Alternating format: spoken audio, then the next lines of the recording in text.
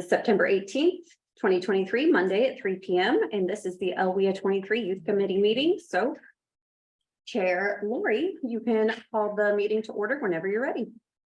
Well, welcome everyone today. We're looking forward to a great meeting and great conversation. And at this point in time, I think we take roll call. Is that Yeah, Laura Jennings, here? Ted Wall, Here.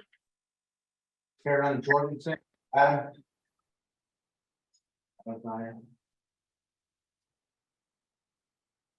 Casey Burgholder, Here. Courtney, Here. Lori Foreman, Here. Chris Stroll, Here. Cheryl Myers, Kayla Lambert, Robert Wolin, Here. Lisa Blunt. Here. And then we'll review our minutes. Review for approval our minutes from June 12th, 2023.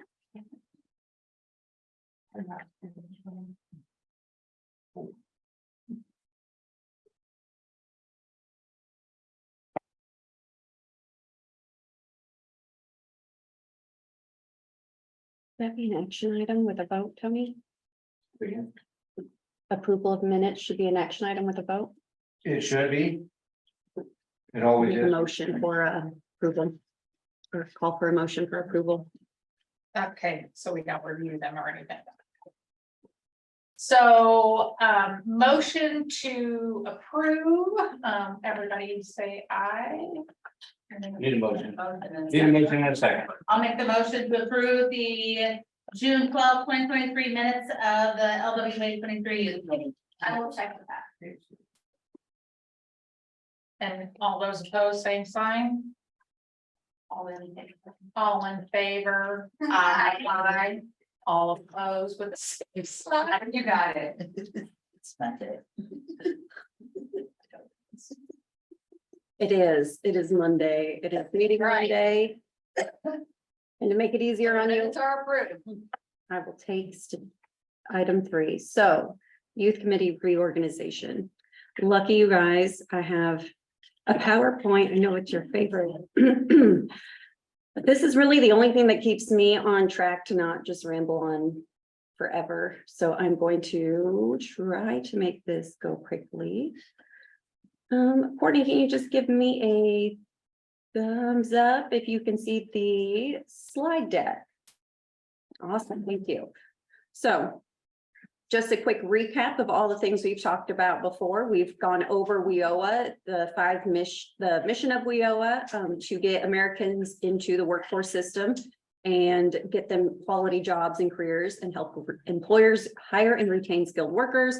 We do that through our 5 goals: increasing access to opportunities for employment, prosperity, improve the quality of workforce development and education efforts, and supporting the alignment of workforce development with education and economic development.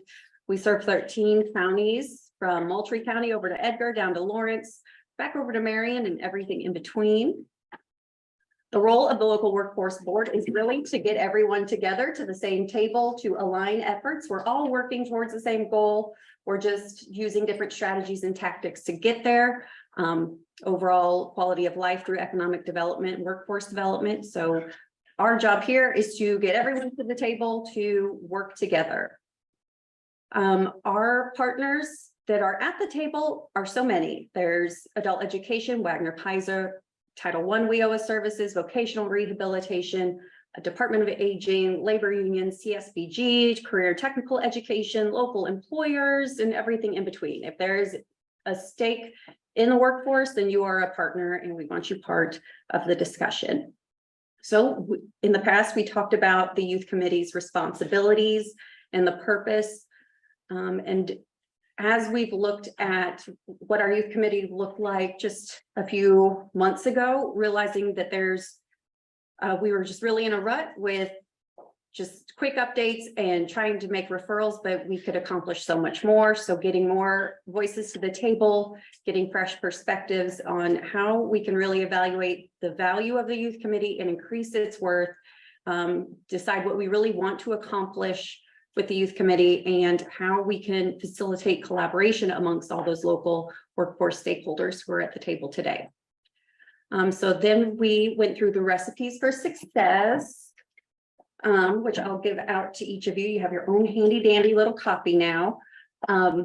Just kind of a framework guideline from the workforce, from the Employment and Training Administrator, from the U.S. Department of Labor, that's kind of helping us guide us through this whole process of looking at our youth committee. So WIOA does have youth programs and a special attention to youth, and in WIOA speak, youth are young adults ages 16 to 24. So we really take the approach of meeting the needs of individuals and building their competencies for adulthood. We focus on what they have and communicate high expectations, provide leadership opportunities, encourage a sense of professionalism, broaden perspective, and provide safe surroundings. So last time we went into Title I youth programs a little bit, talked about the full range of services that Title I provides to both youth in school, which you'll remember are our youth who are currently in secondary or post-secondary education programs, and then our youth out of school populations, and that's anyone who's not currently and has not been in for the last 6 months in a secondary or post-secondary education programs. We prepare youth for the post-secondary education and employment opportunities. We help them attain educational goals and skills and training credentials. And we help them secure employment with opportunities for advancement. So not dead-end jobs, but in-demand jobs. So the next slide was the out-of-school youth definition, in-school youth definition. We already went over that. Our programs for WIOA have 14 elements, and if you read through them all, I'm sure you each have some impact on at least a handful of those 14. So last time we did have a bit of a discussion connecting the dots. What are some of the commonalities that you heard from the discussion last week and what you guys are doing currently? What sounded different? We had some really good ideas, and there was some stuff that we wanted to learn more about, but instead of us giving elevator pitches to each other that we're going to forget in a few days, or just that elevator pitches and don't really include all of the like nuances of our programs, I thought we could do a little activity instead. So this activity has been rinse, reduce, recycled many times, but that for good reason. I like it. One, because I'm not good at new stuff, but I'm really good at taking old stuff and just changing it up a bit. But also too, I think the impact of hearing some of these stories is very interesting. So I have 4 cases that we're going to talk a little bit about. And instead of us going around in just the elevator pitch, if this is what we do, I want you to go to the giant Post-it notes there, and I don't know how this should work, or maybe should we do each of the cases? You can put a Post-it note on the big page saying what you would do or what your organization could do to help this case. And then on that table, if there's something that stuck out to you when you heard the case scenario that you really think would be helpful, but you can't do it or you don't know if you could, put kind of that wish list up on those fancy Post-it notes and stick it on there. And then afterwards, we'll just kind of read over and see what is out there that maybe we didn't know about, and see if we can identify some gaps of there should be some sort of service, and maybe there is and we just don't know about it, or is it something that we need to address to help with these cases? So, and for those of you who are joining remotely, I will send you, after I'm just going to read these quick blurbs real quick, I will send you an email with a little bit more detail than what you see there on the screen. Sound good? All right. So I don't think so quite yet. I might have you put these out where they can see them next to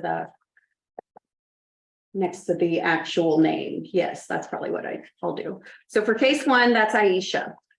So Aisha's story is one with plenty of twists and turns. She herself had a very difficult childhood. She grew up in foster care and was bouncing from home to home. At this point in time, she has now dropped out of high school and she's staying with her boyfriend's mother. She's 19, she's just had her first child, and then through a series of tragedies, her mother has passed away. Her children's father has also passed away from cancer. She lost her house in a fire and she has struggled immensely and she really contemplated suicide. So at this point, she's starting to get some of the help that she needs and get on track, but she just really wants to have a career in law and she has no idea where to really start considering all that's been going on with her. So she has aged out of foster care. She's basically experiencing homelessness. She's a single parent. She's economically disadvantaged and she doesn't have a high school diploma. So you would think, what would you be able to do for Aisha? And then put that onto her page. You think of something that would be really nice and helpful, but you don't necessarily offer that. You would put it on her, I wish we could, but maybe someone else can page. Then case 2 is Bianca. Bianca has been through a lot in her 22 years of life.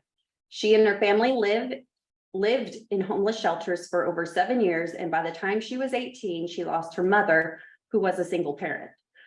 With her mother's death, Bianca became the head of the household, which meant she was taking over the care of her 2 disabled brothers. Bianca is currently working 4 part-time jobs, but knows she needs more education to be able to earn full-time position anywhere. Bianca dreams of advocating for underrepresented individuals. She started classes at the local college, but she's finding it really hard to balance work, studying, and caring for her brothers. What can you do to help her? And then case 3 is Daniel. He doesn't even have any white vans, but Daniel, you guys don't know Daniel? I take it, no? Okay. So for Daniel, after serving time for criminal charges he committed as a minor, Daniel has struggled since he's been released from the Department of Corrections, and he's realizing the full impact of the barriers that ex-convicts are facing. So Daniel was able to get hired for a job, the only job that he could find in walking distance.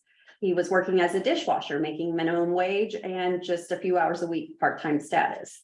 But after just a few days, he was fired because the background check came through and the employer decided they didn't want to have a convicted felon working there.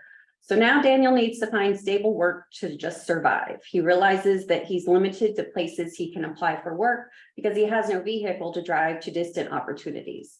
He did earn his GED and a few college credits while serving his sentence, but he has no idea how to enroll in classes at a real college.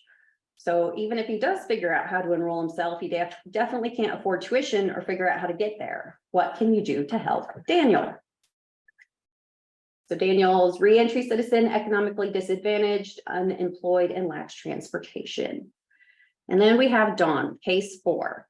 Dawn did not have a typical senior year of high school. Instead of enjoying some downtime or stressing every spare minute about college applications, Dawn was waking up early to go to school before the rest of her classmates so that she could put in a before school shift as janitor. Before the rest of her peers got to school, Dawn was cleaning the bathroom, scrubbing the floors, and wiping down the very desk that she would occupy later in the day. After 7 hours at school taking AP and honors classes, Dawn didn't get to head home to enjoy her after-school snack or downtime either.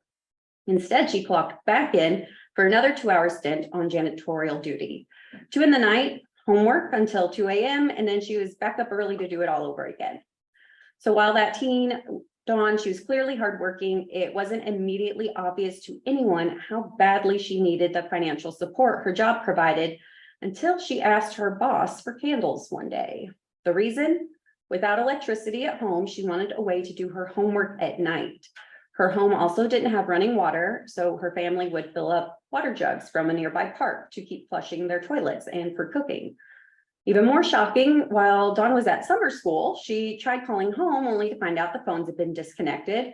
And when she got home, she realized her parents moved away without her. They just left. So she wants to make it to college and get out of her current environment, but it's been a struggle. So how could you help Dawn.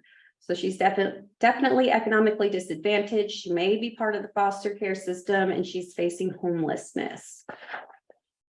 So I will put these 4 cases over by their names and you guys think about it. What would you do for each of them? And you can either write on the giant Post-it or on the little Post-its and stick them on there if you like, whatever works for you. We'll take about 10 minutes to do this and then we'll kind of regroup from there. So like a plan. Right.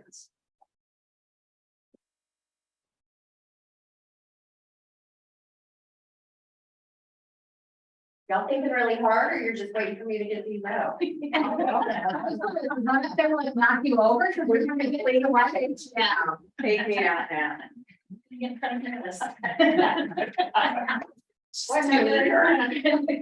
I each have one. And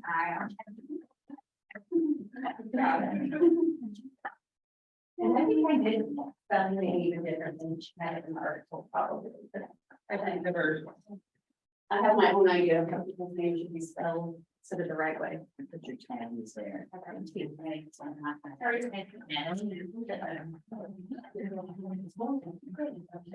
Virtual people, I'm getting you. Just 1 second. I'm gonna stop sharing just for a moment so I can look at my email and get that sent over real quick. You know how old Daniel is? He is over 18, but not by much.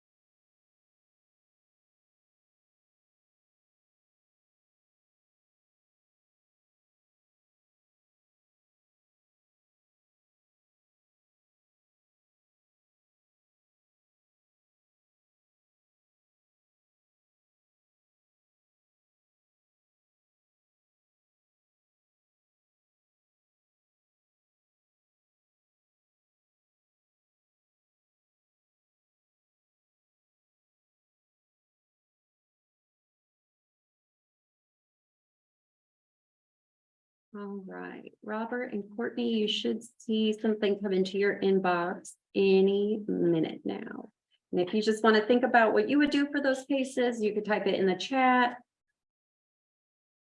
That would be wonderful.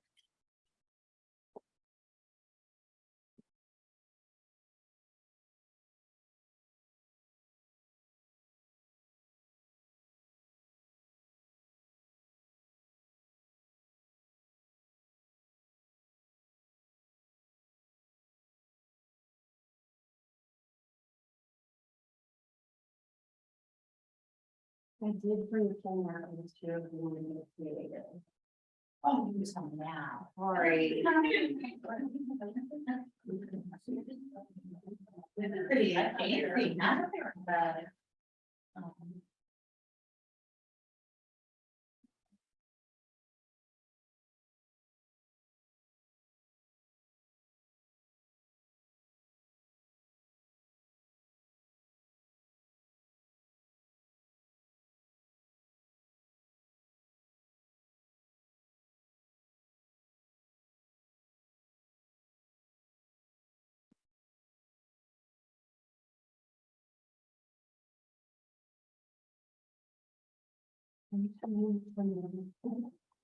I'm turning out 10 minutes. No, I already forgot to. They're not only yet, we didn't have this. Probably. You wanna take a look at that? Things happy for you.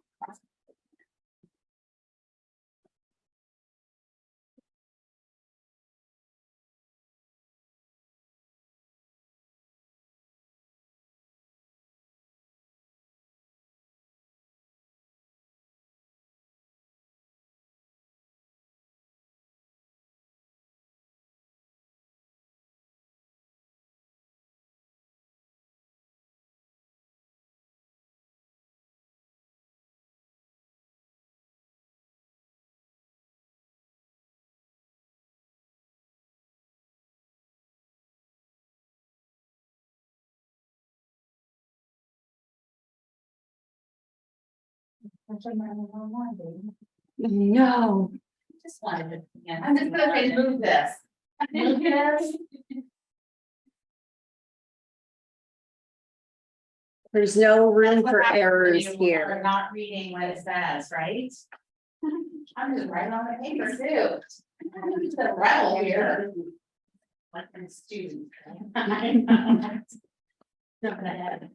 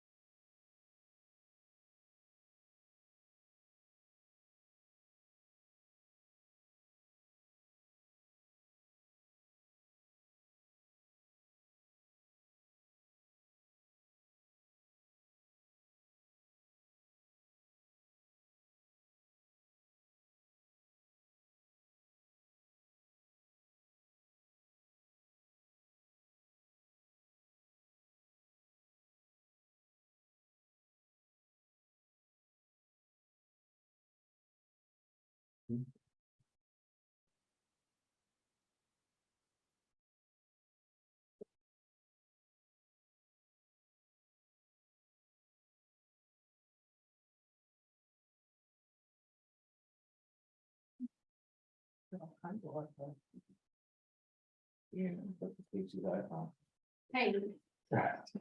You got your hotspot on or something? Password protected.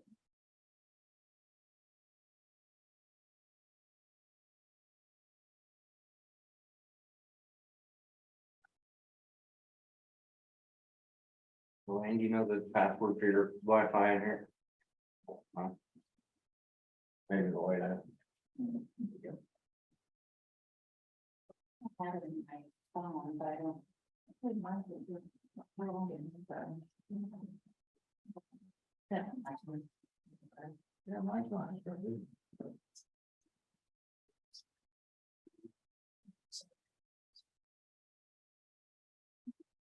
I'll look at it in my day. You need Wi-Fi password? Really does. Yeah, that's you. Don't you good?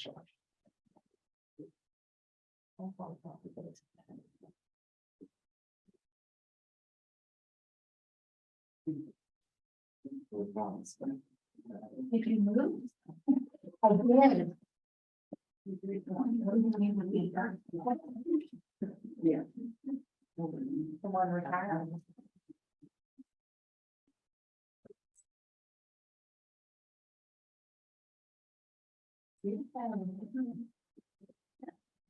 Yeah, pretty much.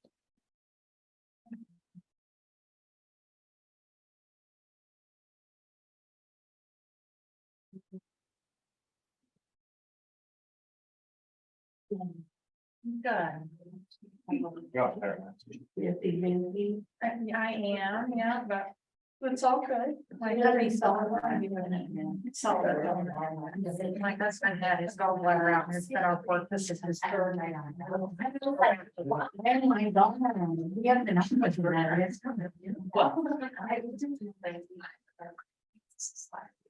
Oh my God.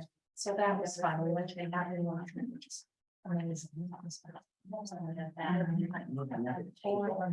Back in there.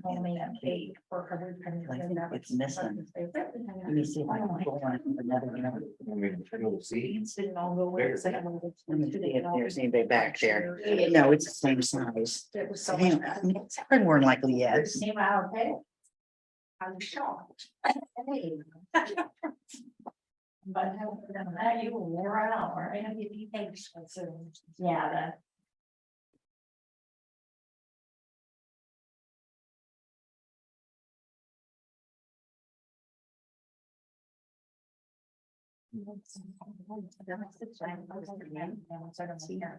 Oh, I wish I could go in that thing. He'll check it. You,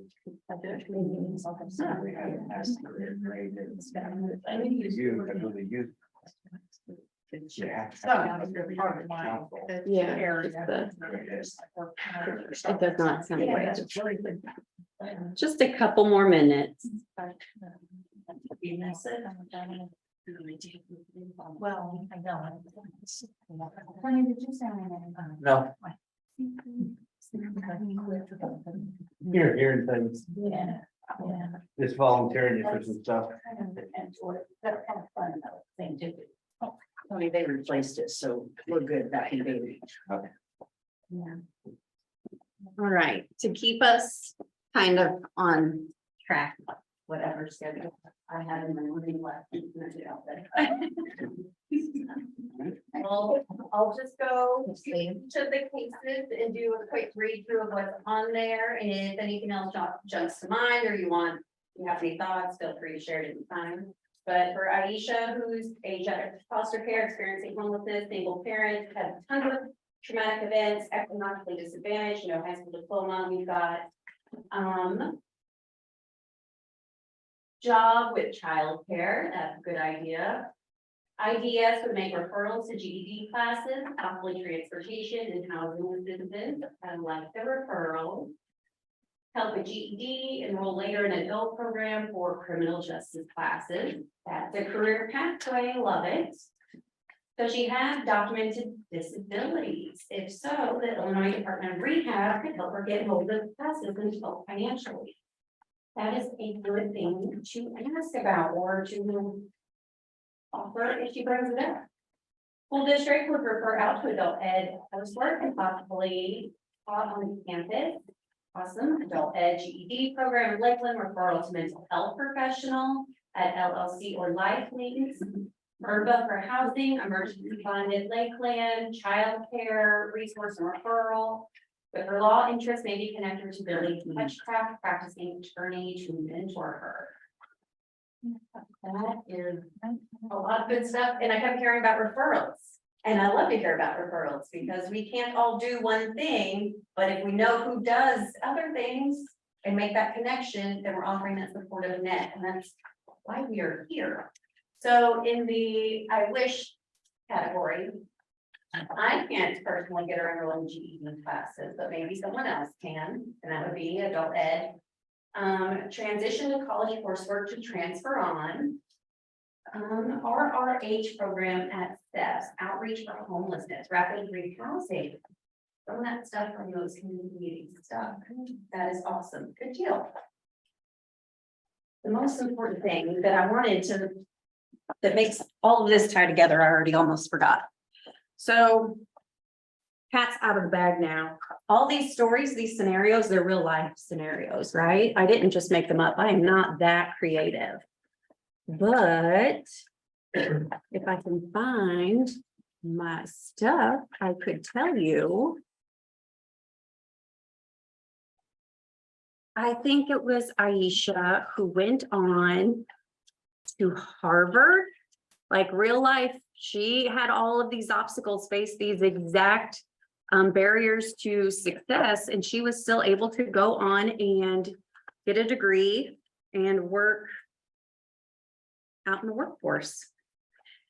And I could tell you her story in more detail later when I find all my details. So we'll just keep going on, but that's the thing about all of the scenarios in their real life. It really happened. And through help of people just like yourselves, being there to support them and get them connected to the resources out there, they were able to make a huge impact in their own lives and help others too. So for Bianca, who was facing homelessness, single parent, economically disadvantaged, taking care of her two younger brothers who were disabled, IDS would make referrals to doors, and make referral to Title I training, give careers and planning advice, enroll in our programs to help pay for her college classes. That's awesome. DRS for brothers, depending on the age, referral to Trio at Lakeland. Trio, did you say Trio? I should have known. Why would you say Trio? I would say trio because she would need additional support. So with trio, it's not just that she could apply for the grant aid scholarship, but she would also have the mentoring and someone meeting with her to help her go through college processes. Very awesome. Did you all know about Trio services and them being offered at community colleges? Learn something new? Yeah, love it. refer to Perkins as well, so Perkins, kind of similar along the same line. And at Lakeland, the Forsyth Emergency Fund, because there is a really, it is there for emergencies and based on referral from staff or faculty, that if a student's facing something severe, there's additional resources out there. Connect with local staff services to offer flexible work hours, help from the tutoring center with study skills. So then the wish list for Bianca was to provide housing through URBA, possibly DRS for brothers, outreach by community college to assist with enrollment, meet with academic counselors, see a career pathway, magic word.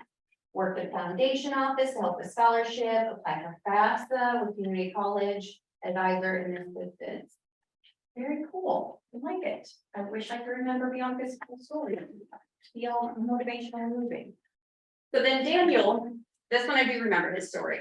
He got out of the Department of Corrections, went to go to work, really did get fired from being a dishwasher because of his criminal background. But was able to go into a training program in education, went on to get a doctorate in education, and is a motivational speaker and advocate for people who've been in the Department of Corrections in the re-entry population, because that is a big stigma and it does create a whole lot more obstacles after they have gone through and paid back their debt to society, and they still face so much. So he is a superstar in advocating for them as well. So we've identified that we could offer Daniel a job, tuition reimbursement, and career planning. IDS could provide information on reentry services and a list for local employers who hire felons and connect them with Title I services as well. ICCB, IPAPS programming. Refer to local office for job search assistance, enroll in adult program, apply for Perkins, refer to TRIO, refer to the Forsyth Emergency Fund, and dial a ride for transportation. Very awesome. The wish list would be outreach office for rental assistance and help paying utilities. Emily Hartkey or Heather Noren could meet with him about continuing at LLC to complete a degree. So counselors, advisors. Connect with IDS and their partners who are interested in placing re-entry citizens to see if they have any potential companies. It's a good one. All right, and then Dawn is the last one. So Dawn, we said that IDS can make referrals to LIHEAP in the outreach office, help her apply for URBA LIHEAP honors classes, connect her to Tessa Wilds at Lakeland College, again, the Forsyth Emergency Fund referral. Foster emotional support, self-support, job with flexible hours that work with their school schedule. The school district can refer McKinney Bento for homeless to assist with transportation. Fees, etc. Meet with school counselors for college plan, FAFSA, offer part-time work as a custodian, continuing after graduation. Outreach from the community college to assist with enrollment, apply for financial aid and scholarship, free apprenticeship and youth apprenticeship, magic words, love it. And our wish list for Dawn was LIHEAP, Catholic Charities, find housing through URBA, Hope House, find stable residence or placement. And I believe there is a program for individuals to get free cell phones. See, so you guys know a lot of stuff out there, and even the wish list stuff, a lot of it there are already resources. So that was our activity of identifying our strengths, what we have, our assets as they are now, and to start to try to identify gaps of where our future customers need services that we don't offer yet or are offered and we just don't know how to connect them. So did we learn at least one new thing today about each other? Yeah. Was that better than listening to me talk on a slideshow for 47 minutes straight? All right, I don't see anything in the chat from our participants online, but I'm sure that's because they're typing it in an email and they're sending it to me later. So to finish up this section of the agenda, and I've already taken up most of the time again, I just want to go over the proposed timeline for the re-envisioning. This is what I've called phase 2.5, identifying the partner assets and identifying gaps. We have the asset map that Tony's been working on for like several years, and we keep it updated. So we will send that out to you guys, and if there's anything that you want included in there or updated, we can go from there. So then our next step is to really look at those gaps. We have all the partner assets. What are the gaps? What's missing? And those gaps, those opportunities are what we will focus on to start our phase 4, which is defining our goals and our action plan. So we're easing out of phase 2.5. Phase 3 in December will be focused on those gaps and picking what we want to work on to develop our goals as a committee. How does that sound for you guys? Yes, sounds good, groovy stuff. So our next meeting at this time is we just have scheduled for our December quarterly meeting, which is the 11th, I think. And then we'll meet again in March and June. If we have to meet in between there, we can definitely discuss that later. So with that, do you have any other comments or ideas for the reimagining of the youth committee? Well, and I think understanding what the gaps are for those individuals who maybe started and what caused them to not be successful. Because it's great to talk about these wonderful success stories, but I'm sure there are those out there who either don't know. And of course, the greatest gap, I think, is individuals not knowing about the resources that are available to them, but then what causes them to not be successful. Do we track that when someone is unable for Title I at least? If they don't complete, do we track the reasons why they don't complete or they exit early for? Yeah, we keep track of that. Do you know, like off the top of your head, what's generally the top reason?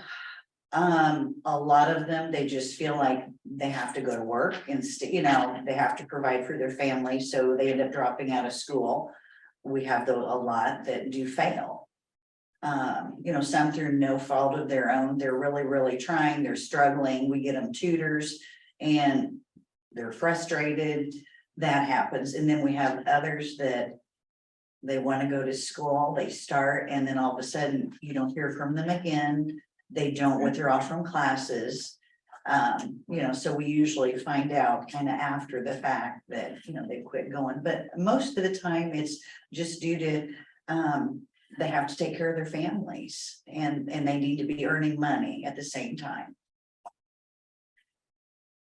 Do any of our partners who work with individuals kind of see the same thing or something different when you're trying to help or serve someone and they just kind of fall off? Do you get responses of why they've fallen off, or is it kind of a ghosting situation?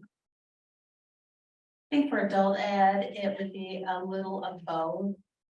One of the reasons that people quit showing up when we do get a hold of them, because we do track in our system the reason that they left is they left for employment reasons or their employers were not able to work around their schedules. And we see that a lot, especially with English as a second language students. Many of them work in very labor intensive jobs. So they may show up at ESL classes at the beginning of the semester, but once farming starts or landscaping businesses open, or I could name 100 other things, they aren't able to show up because to them, making the wage that they can make and supporting their family is the most important thing. For younger students, I tend to see that it's more a lack of family support. I had one that already had dropped, that had started Perkins this fall, was very excited, and then just had voiced that her parent had said she didn't think it was a good idea, and so that was enough that she dropped. That's sad, but I would feel like that would be a very impactful thing to run into. Like it would take a lot to overcome that on your own, a lot of intrinsic motivation. So I guess my next question, just from the comments that were made, when we think about family obligations, so what resources are available to solve for that opportunity? When that happens.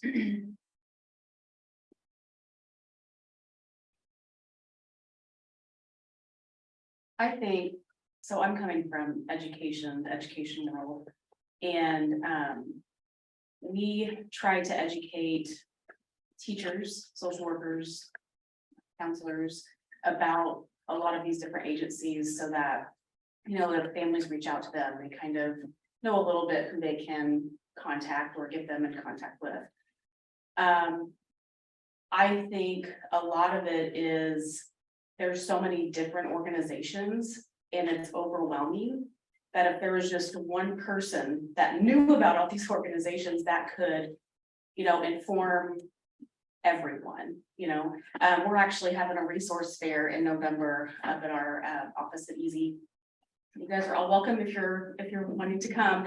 But really our goal is to try to get this information out to teachers so they can educate the families. Not teachers, but also counselors and any kind of staff in education. So that when we're sitting around meetings, having IT meetings, meeting with parents, we can say, you know, oh, you know, your struggle, I know who maybe I can get you in contact with. So I think it's just, and even myself, I feel I kind of get overwhelmed too. I'm like, I know there's so many things out there that could help a family. I just don't know where to start and where to direct them to.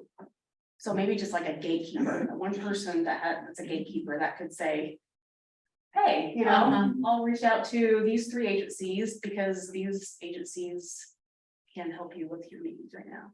We are seeing very similar feedback from the business service side, the services we offer to business, local employers.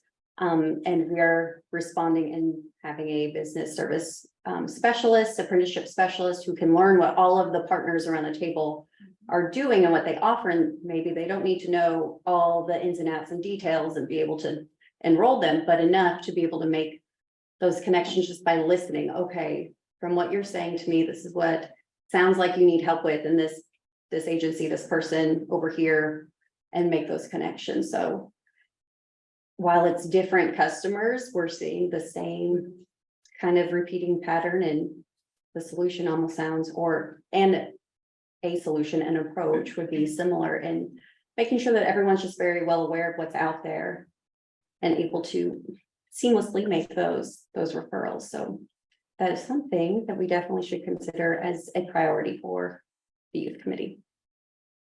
Well, as an employer, I mean, looking at something like this, how we would approach it or how I would approach it would be to do a problem solving activity similar to lean problems, right? Where we peel back the onion and we find the root cause to understand what it is and what for those, right, those who are successful, it's great. For those who and I don't know what the percentage is. I would think that we would have a percentage to know what percentage is successful and what percentage isn't, and then how do we close that gap.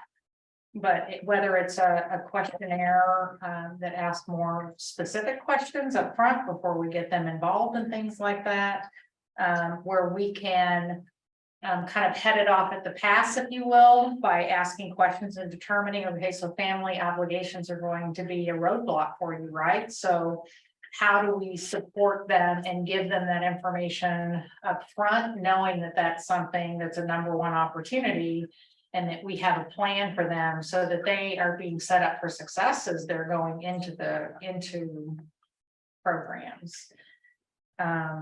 And for any of those things. I agree with you.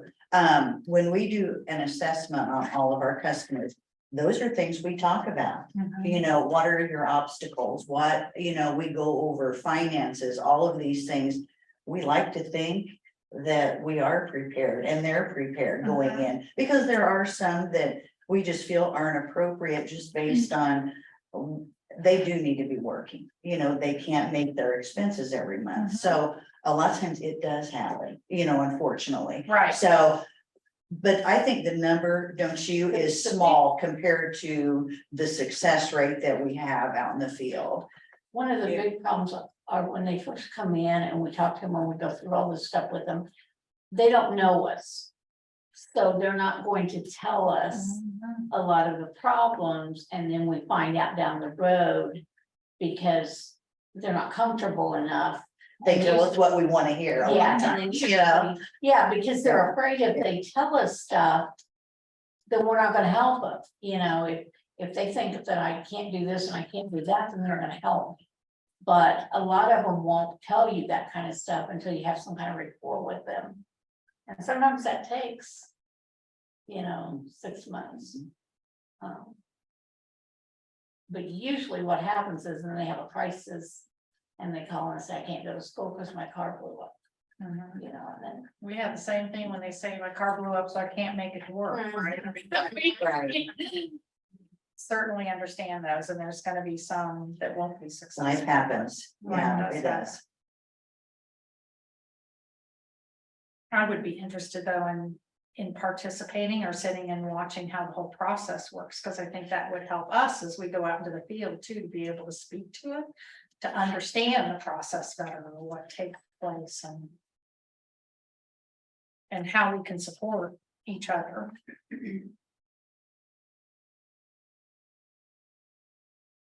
So if Title I's doing this kind of case management approach, I would feel like it wouldn't be too far out of the realm to think like adult ed, Perkins, K-12. Other organizations are using that case management approach. How similar is that mentoring process or onboarding and assessment? Are they vastly different? Are they similar? Is there something standardized that's outside of my realm of understanding? Is it all kind of the same across the board, do you feel like, or very different? Adult education is, anyone who shows up to orientation comes to class.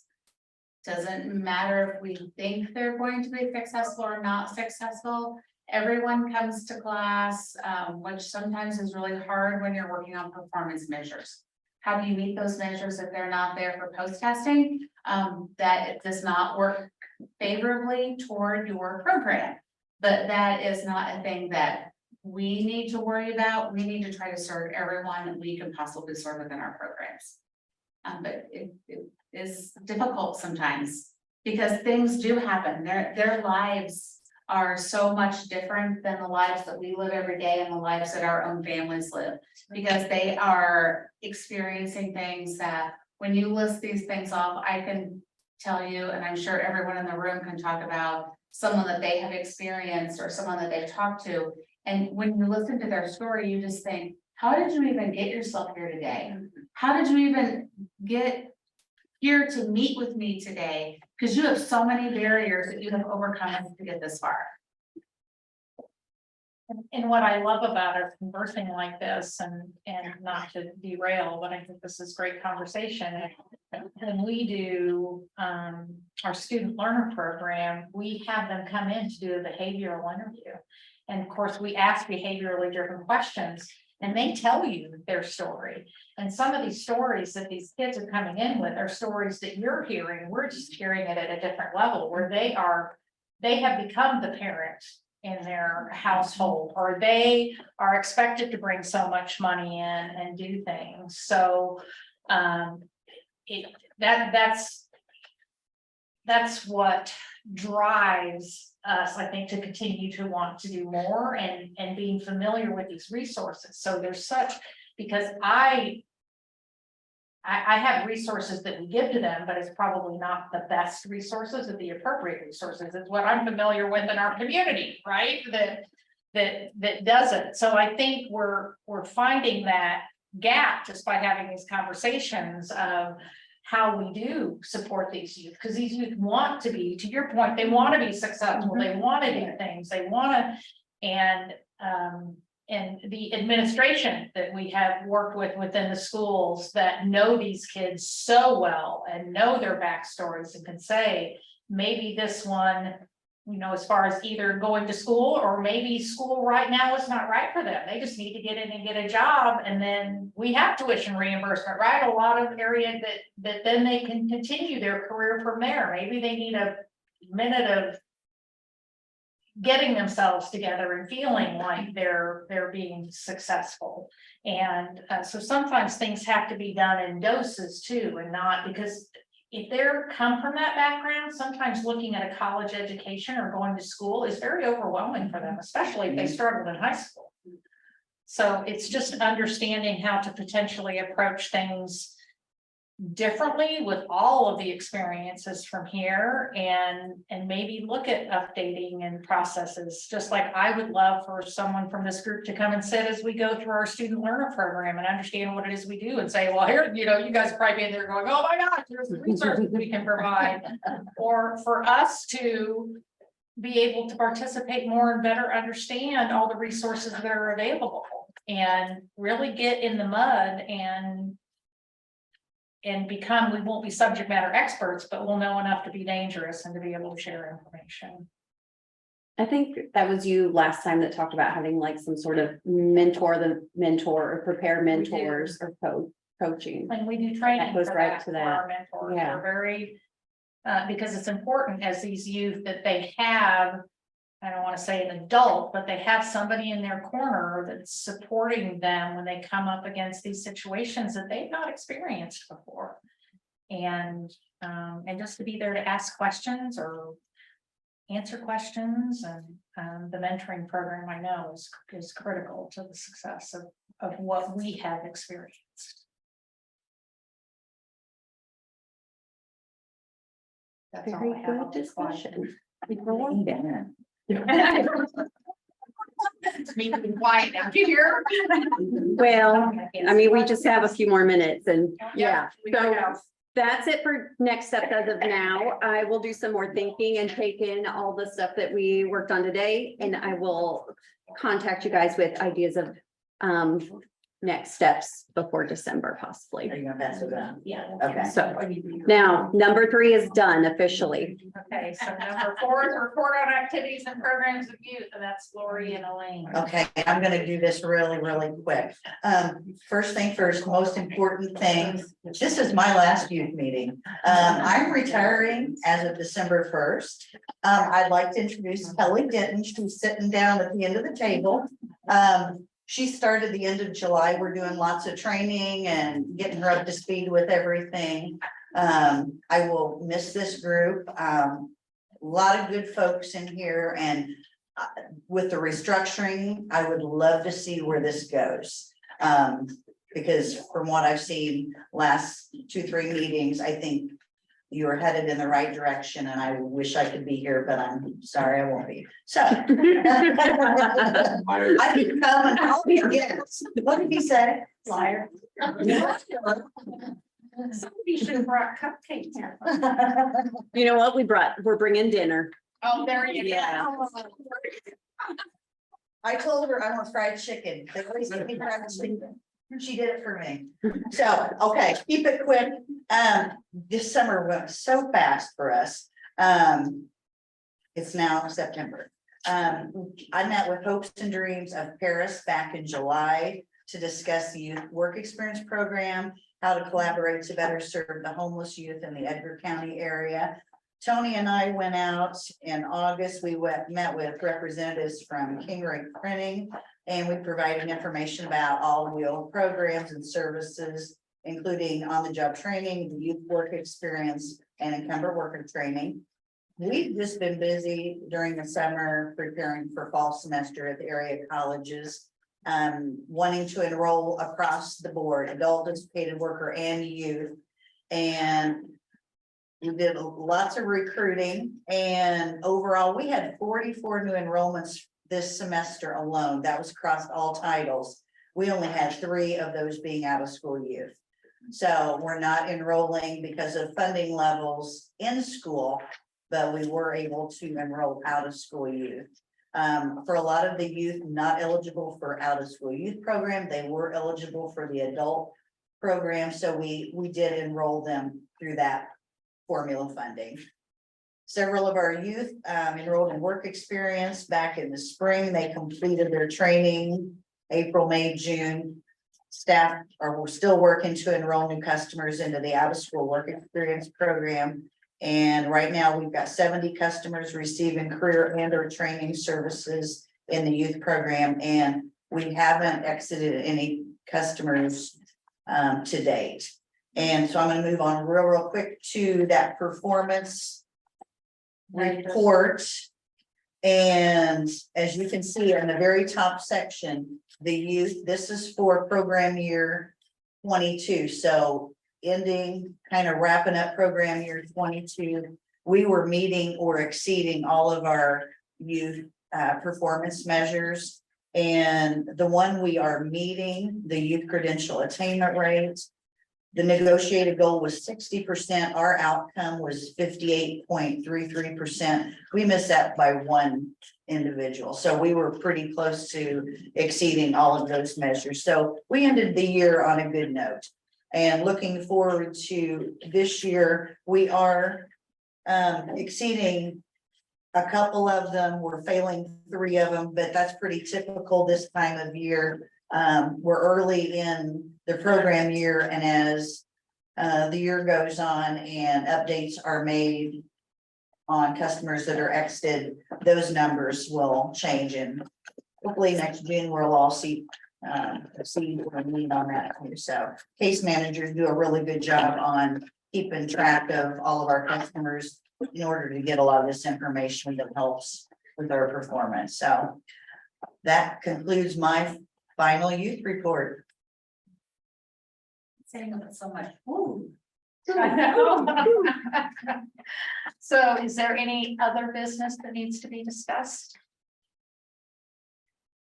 Any public comments? I think I've already made my closing remarks. Is there a motion to adjourn? I move to adjourn. Second? I'll second. So the meeting is now adjourned. Thank you all. If you're here for the consortium meeting online, stay on. We'll start in just a moment. What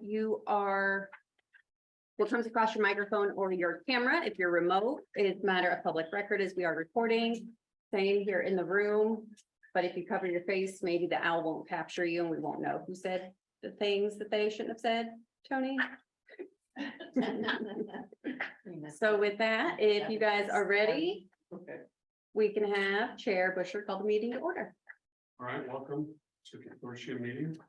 First order of business is to review the June 12th, 2023 minutes. What's the roll call thing? Oh, sorry. I just did it. I did. Okay, that's why I didn't think you needed it. He just didn't make us answer. I just simply, but you're all here, so you're right. Let's just go on. Okay. So there just needed a motion for the minutes. And we're just here. Second. All those in favor by saying aye.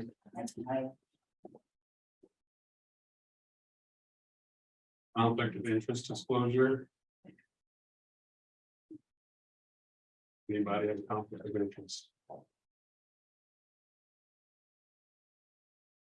right, agency training. I have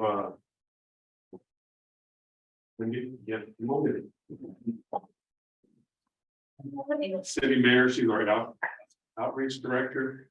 And she's going to just give a nutshell on some of the programs we offer at CFS through the outreach program, and then she's going to focus a lot on our homeless programs.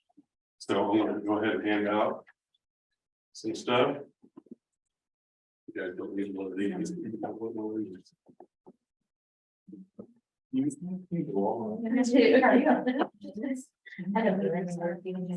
right. It's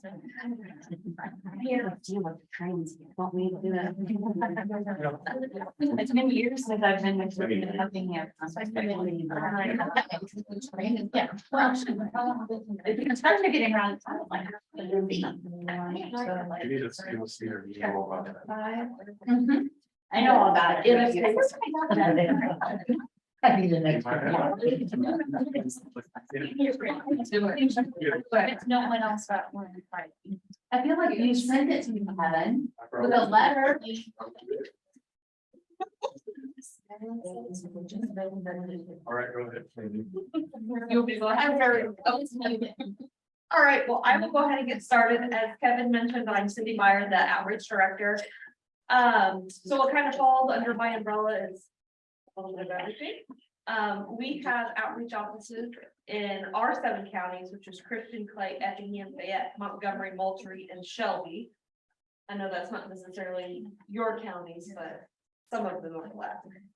The services that we provide in our outreach offices, we have food pantries in Fayette, Montgomery, and Moultrie. We also offer rental and mortgage assistance through some DHS grants that we receive, utility assistance. I don't oversee LIHEAP, but that's provided in our outreach offices, and some of our grants allow us to assist with that. Through our CSBG grant, we offer VITA, which is volunteer income tax assistance. So we do that during tax season, which staff just love. We offer a college scholarship. And we also have a work training program that we kind of based off of WIOA. But we'll do a lot of the programs that WIOA is not able to cover. So we've done like some cosmetology assistance. I'm trying to think, that's the main one now that we're doing, because WIOA is, if they can't cover it, then we'll cover it. Otherwise, we leave it up to them. So. And we also have summer camp scholarships. So it doesn't necessarily have to be just summer, but more youth activity scholarships. So if we have someone who is CSBG eligible, low income, and their kid wants to go to gymnastics, we can offer a scholarship to help them get into that. We've done 4-H camps, we've done different activities that Lake Lane College has offered in the summer. So keep that in your mind as you work with families that may have younger kids that need something to do in the summer, so, or any time of year. We also offer first-time homebuyer courses, so if you're working with any lower income first-time homebuyers, we can provide them with the class that they're required to take.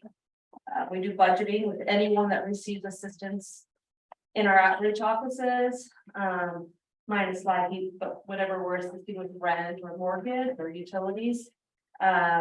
Everyone receives a budget and we follow up with them on that.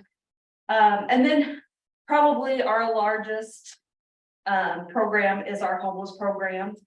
With our homeless programs, we offer hotel vouchers for people who have actually no one's couch to sleep on or anything like that. We can put them into a hotel. We work with them and provide case management and try to help them find more permanent housing.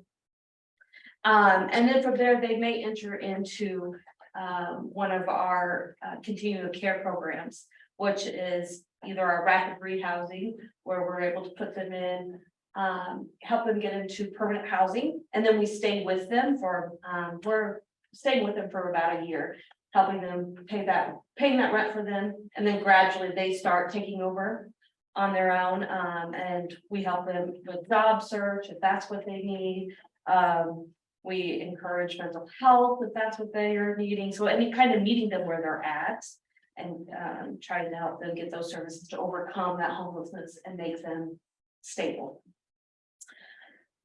So as I mentioned, with the continuum of care, we also have permanent supportive housing. I forgot that one, and that's ongoing, where if there's a disability and they find themselves homeless, we will help them get into permanent housing, and we will continue to pay that rent for them for the duration that they're in the program, whether that be a year, whether that be 10 years, as long as they're needing that, because if they're disabled, they're most likely on a very limited income, if any income. So that's the purpose of that program. So as I mentioned, our homeless programs are part of the continuum of care. And so the brochure that I gave to you is, you'll see that we have 3 different sections in the continuum of care. Our eastern section is covered by URBA. We're in kind of that central region, and then we have Illinois Valley in the west. So we cover 18 counties altogether. And through the continuum of care, that's how we apply for our HUD funding, our rapid housing and our permanent supportive housing. And then the continuum will do the monitoring and, they also apply for the funding and award the funding to us. So they make sure that we're staying on top of things and doing what we need to do to try to end homelessness. But one thing that we do, and I want to spend a little bit of time on, every 3 years, we do a gaps analysis report. And what that is our consultants will go through and they will look at data for the previous 3 years. Our point in time counts, where we go out and we do a count of homeless people on one cold night in January. They'll look at all of the data that goes into our homeless reporting system. And then they take a look at population and demographics and things like that. And then kind of determine what are some of the trends that we've been seeing. What are we doing well? And what do we need to work on? So this year, we just completed our gaps analysis. And things that we're doing well compared to the rest of the compared nationally. We average only, this sounds like a lot, but we average only 45 days of homelessness for people compared to 158 days. Which says a lot because housing is very hard to come by. I'm sure you probably have all heard of this. And I know we talk with Irva all the time. It's like, where is the housing? 12% of the people that we place in permanent housing return to homelessness within 2 years. So that's kind of like, if they go beyond 2 years, we don't count that as a return to homelessness. But so within 2 years, only 12% of our people may return to homelessness. That's largely with the shelter that we have in Mattoon, it's a haven that you're probably familiar with. You know, there's a lot of transients that come in and out. And so it's hard to, if they don't continue to work with the case management, it's hard to get them into permanent housing. And then they come back a month or so later. So, but compared nationally, they were at almost 17%. So we're lower than that. 52% of our people enrolled in one of our continuum of care programs have income growth compared to only 37% nationally. 62% of our participants are placed in permanent housing compared to roughly 34% nationally. And then 98% of our participants actually do retain permanent housing once they post the market program compared to 96%. So the two things that we were below the national average was for those people who are leaving our program. They've either completed it or they're no longer enrolled, they've quit for whatever reason. Only 19% of them have income growth compared nationally to 32%. So that's something that we've been working on, and maybe people in this room can help us. And then our first time homelessness has been going up. So we have people who are first time homeless was 43% compared nationally, it's 26%. So we are seeing a lot more people who have never come to us before becoming homeless for the first time. So with kind of all of that information, our priorities for the next 2 years is to reduce the number of first-time homelessness, and we'll be using some prevention dollars and try to do more diversion, helping people learn what options are available before they become homeless. We'll increase the growth in income by increasing efforts to help them obtain employment and receive eligible benefits. We'll strengthen relationships with new providers of housing and services with training, technical assistance and collaboration. And then we also have put an emphasis on giving those with lived experience, people who have been homeless before, giving them a greater voice. So we've actually started a lived experience work group, and we're bringing in a youth advisory board as well, so that people who have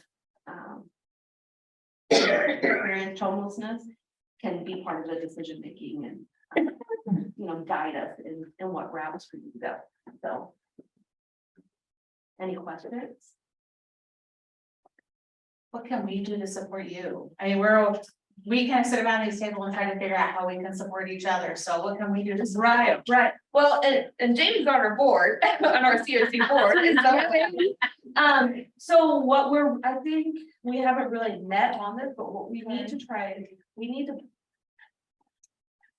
to try to get our people employed. Now, we've already done a lot of, like, try to work with temp agencies and get people employed. And we always do referrals to WIOA.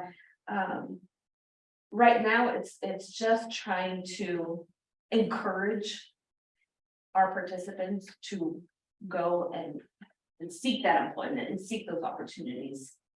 So that's where we're kind of at, is like, okay, what can we do to entice them to want to do this? So yeah, if you guys have ideas on how you can encourage our participants, that's what we need right now, I feel like.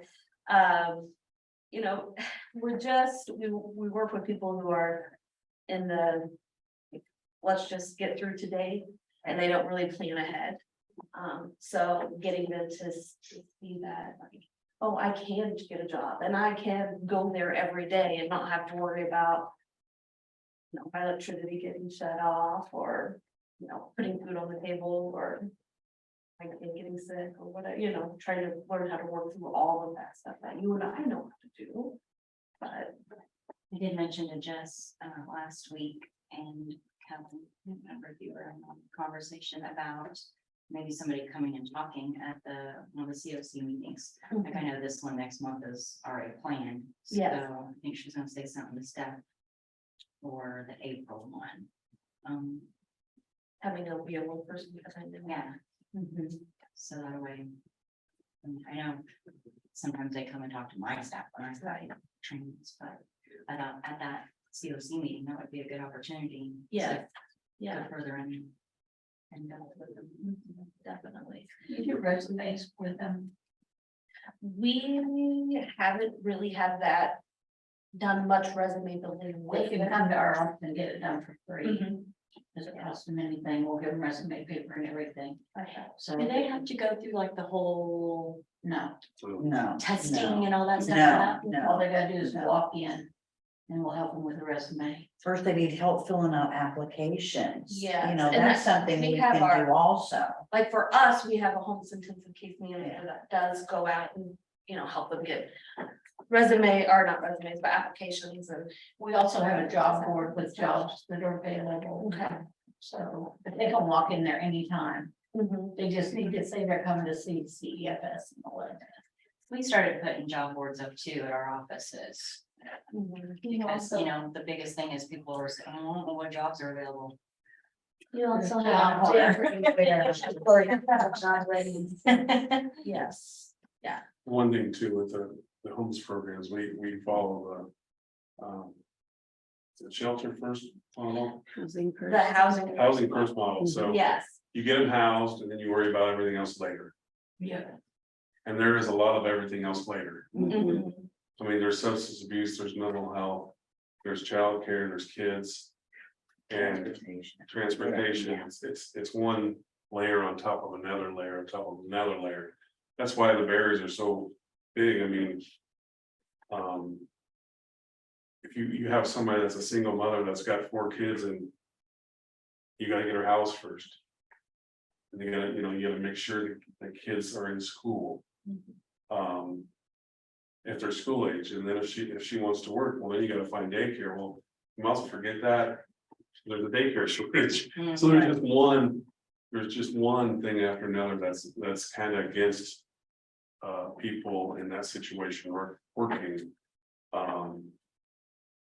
But, you know, we do work with them, and with CFS, we have our case managers are working with them to accomplish those. You know, some people aren't fit to work, you know, mental health, substance abuse issues, but you link them up with those services. Others are never going to work, maybe they're disabled or elderly, that they're not going to be able to work, so you link them up to those benefits that they can get. And one thing that we have done, because it does take such a long time to overcome, we had only been providing like about 6 months worth of services before they went off of the program. But we recognize that that's not long enough to overcome homelessness and become stable. So we're now staying with them for a year. So that started January-ish. I look at Kelly because she used to.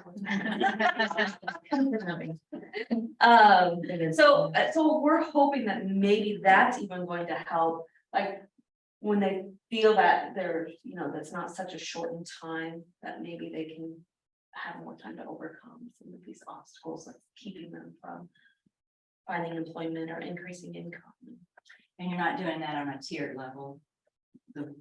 That you started in being for a year, it's not like a tiered, like he pays 100% Yeah, for so 6 months. kind of the guide that we go by now is, our general guide is we're going to pay 6 months. If that's what they need, we'll pay 6 months. And then if there's, stable, they're not having any like more economic crisis and hardship than what they're already in, then maybe that 7th month, they'll start paying 20%. And then we go up and then we stay with them for 2 more months after they start 100%. Instead of just exiting them, they take over all of their rent. We're staying with them for a couple more months just to make sure that they're doing well and stable. So that's kind of the model that we have set up. And sometimes there's people who we've got to pay 8, 9 months for before they start taking. No 2 cases are alike, that's for sure. So I wish I had more definite for you on what you can do, but. I'm gonna get you I know you, but I'm gonna get you my business card, so if there's anything that anyone at the college can help with. I know that is not your first priority that you're looking at, but as your caseworkers are working with them and they're starting to approach the time when they're like, okay, now I'm ready to go back to school, or now I need this. There are different programs, different scholarships, financial aid, will help with all of those things at the college, so I could hook you up with. For what it's worth, I did some looking into, we had a task force for how to help the homeless population in the programs to increase their income, and looking at all of the best practices that I could find. Everyone's doing the best practices. You guys are doing the right things. It is, like you said, just where they're at in their lives. Looking at the disaggregated data, like Seth's out of all of the agencies in this continuum of care, has the greatest amount of income increases. So you, again, even just looking at Seth's, you guys are doing something right for sure. So the outcome really of the task force was that we know about the best practices, we're doing them, but it is really hard to keep up with who offers what, where are the resources, and how do we access the resources, especially post-pandemic, that everything kind of went up in the air, people churned in and out of positions. So that's kind of what spurred and motivated the resource fair that happened back in April, I think, at Lakeland. We'd love to keep that going, but just more opportunities for everyone to be aware of what services are out there. That's why we did this. I know, I was looking at that, like, that is really good. This, one of our programs had their own brochure, and you finally. This is how we need to get our So- asset map for LWIA 23. Like, we need to have it handy dandy like this too. Because I think having that, the access at a glance guide will make it so much easier to be able to determine what the services are, who to contact. We'll get there, but it's just like we were talking about in the committee before this. There's just so much out there. Sometimes it's overwhelming. So where is that one centered point to kind of know, if I go to this person, they'll be able to tell me all the different things out there. So it's next on my radar. Can we get some of those for our office? Yeah, I have some up there. So your answer They're new. is. Oh, yes, they're new. Thank you, Kevin. Thank you. I want some too. Any other questions? You want, my one business card and the services and resources, the work from them out. Like this, the whole severe, and I was like, yeah, I'll make it public. I had a reason. Any other questions for Cindy? Thank you. Thank you. Thank you, guys. Thank you. Bye.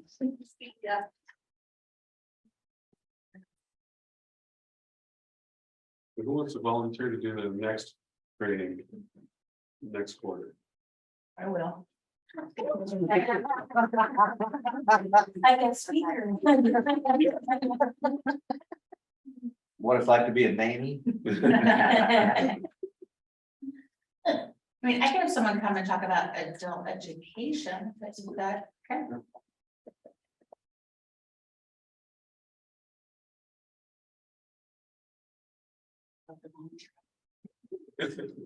That's what I was doing. To be fair, you volunteer yourself a lot too. Yeah. I'm a volunteer.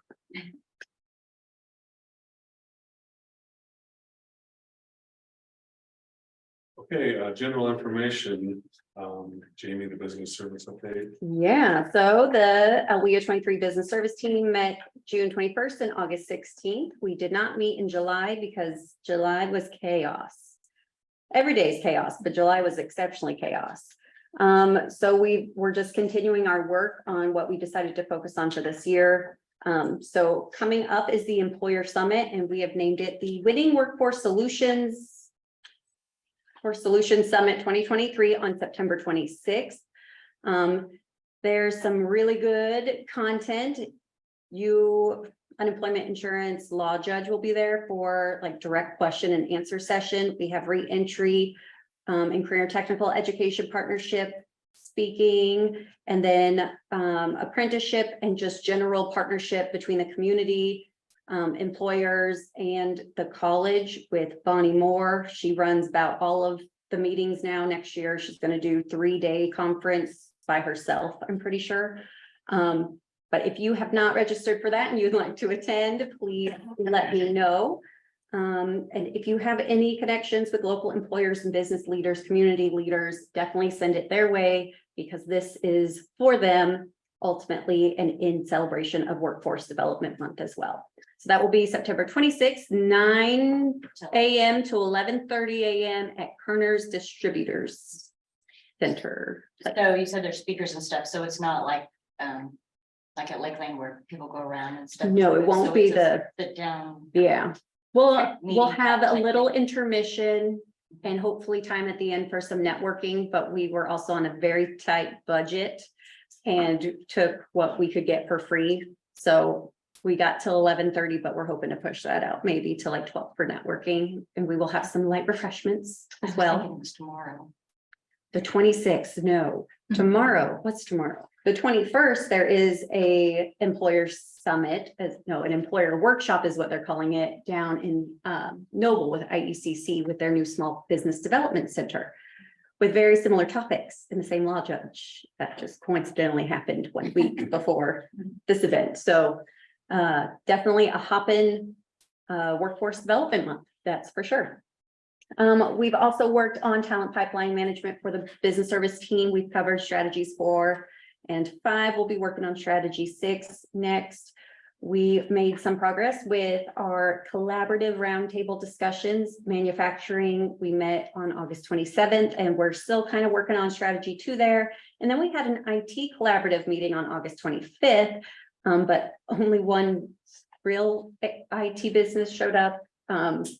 So we're going to reconfigure what's going on there and try again. So we're still in strategy 1 for IT. The business service team attended apprenticeship boot camp. The business service team, just kind of like what we were talking about here. We all have all these different services for local employers, but it's kind of confusing and overwhelming. So we are looking to move towards a consortium model where we have one center contact point, and that will be the new business service specialist for LWIA 23. So that will take on, if you have been here for a while and you remember Kevin Pierce, the business service rep, and then we just had Nate, the apprenticeship navigator. It's taking those 2 positions and combining them. They were about 80% similar anyway. So combining them and having that one go-to person for all things business service team. And that's also part of our Navigator 2.0 grant plan. let's see, there's a ton of partner events coming up. EPs has their Building and Construction Trade Expo, the 20th and 21st. Then Who's that? Eastern Illinois Education for Employment Systems 340. And then, like I said, the employer summit that we're hosting, the employer workshop that IECC Small Business Development Center is hosting. They also have an open house on like the 29th, I think. Tons of stuff going on. Regional plans getting ready to gear up in October and November. We got National Apprenticeship Week is November, October's Manufacturing Month and Manufacturing Day. National Disability Employment Awareness Month is October, so DRS will have a virtual employment workshop and hiring event on the 11th and 12th. We had a DCO Business Development Roadshow in Effingham on August 23rd, and I believe the 20th, there's a virtual option, so if you missed it in Effingham, you could definitely register to see it online.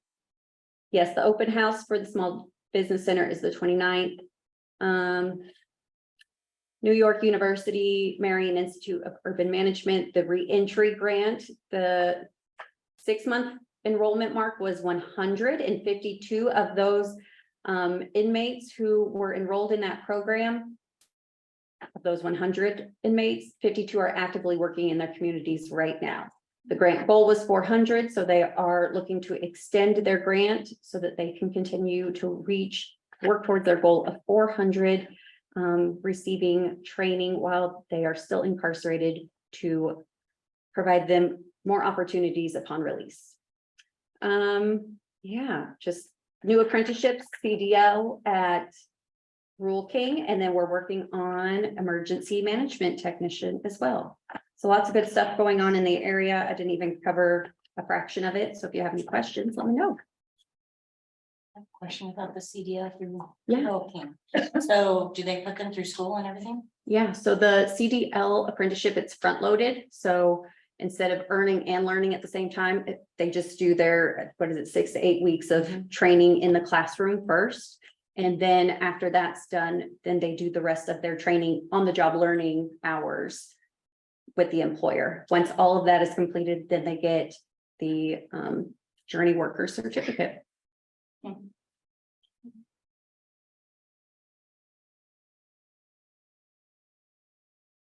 Right.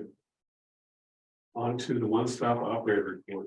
The one-stop operator, we met last Thursday and cross-training began at the one-stop during the month of July with Title I, WIOA providing the training to the one-stop staff. In August, Title II, Adult Ed and Family Literacy provided training. September was Title IV, Vocational Rehab Services.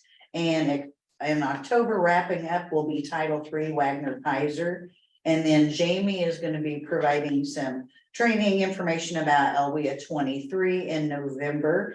And then at the next meeting, which is scheduled for December, the cross training will be revisited and they're going to be coming up with the new schedule for 2024.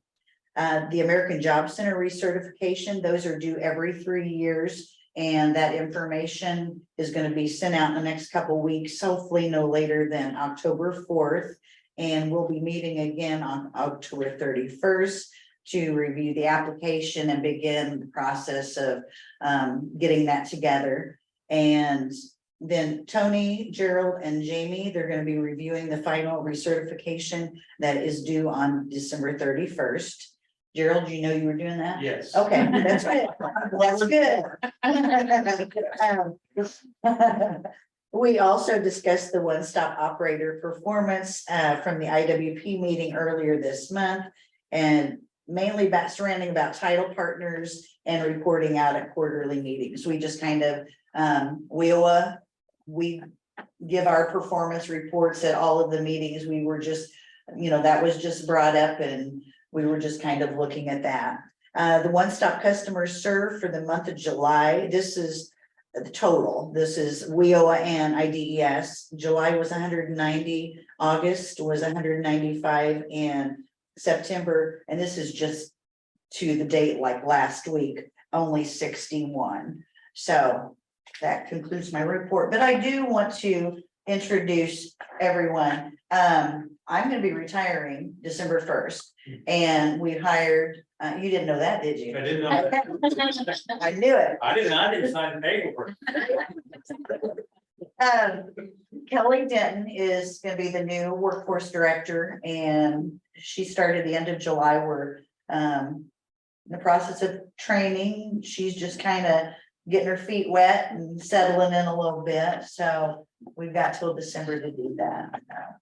I come from outreach, so I'm just learning so much about WIOA. You got good teachers. Yes, Yeah. awesome, yeah. Old teachers, been here. Very knowledgeable. That concludes my report. Thank you. Any other agenda items? Right, we'll go on to partner reports. Who wants to start? I can start Title II, Lakeland College.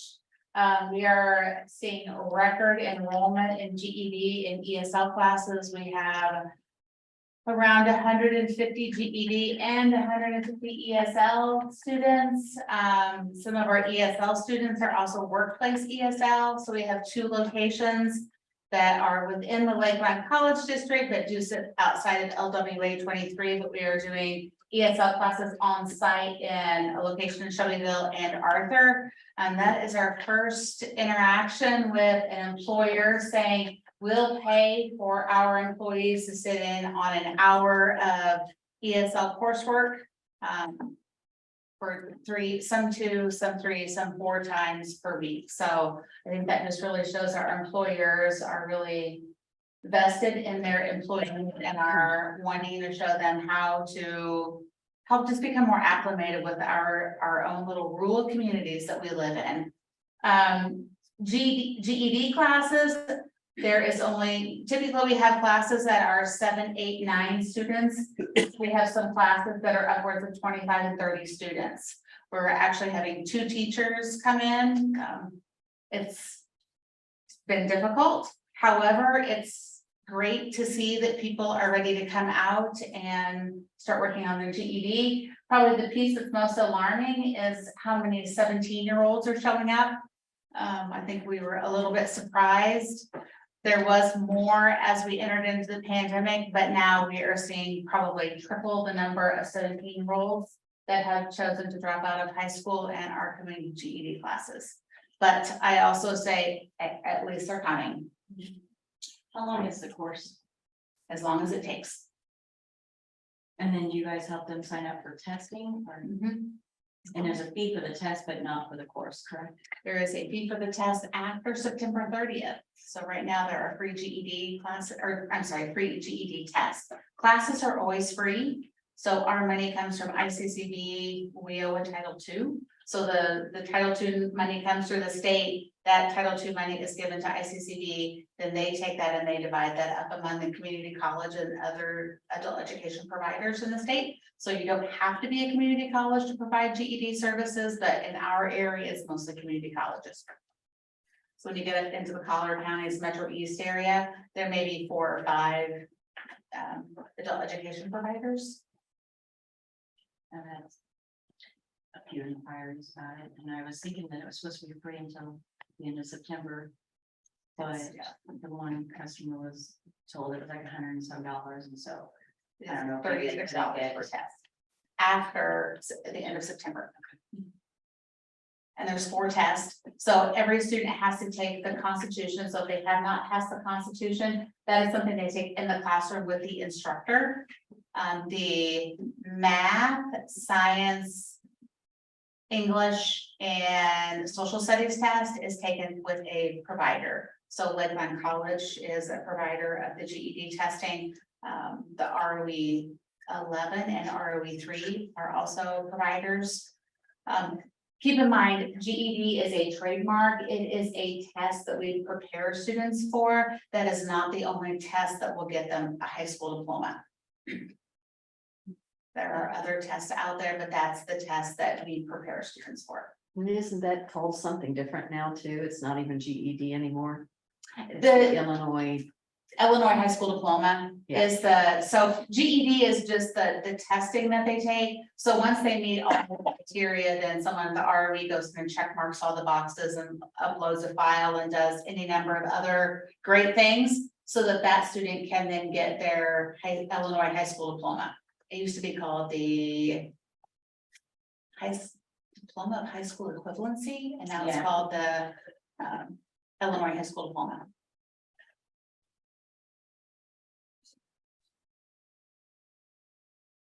Is there a reason, do you suspect, for the number of 17-year-olds dropping out? Is that a post-COVID challenge?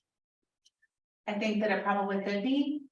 To talk to 17-year-olds, some of them are there with parents and they're not really interested in talking to you. I think it goes back to a conversation from earlier. They don't trust you in the beginning. Once they get to know the teacher, they may share some of that information, but to ask them when they come in and do their initial paperwork, why did you drop out? Because I wanted to. Because I have a job, because I have a baby, because, I don't think that the things that we're hearing are any different. There's just more of them.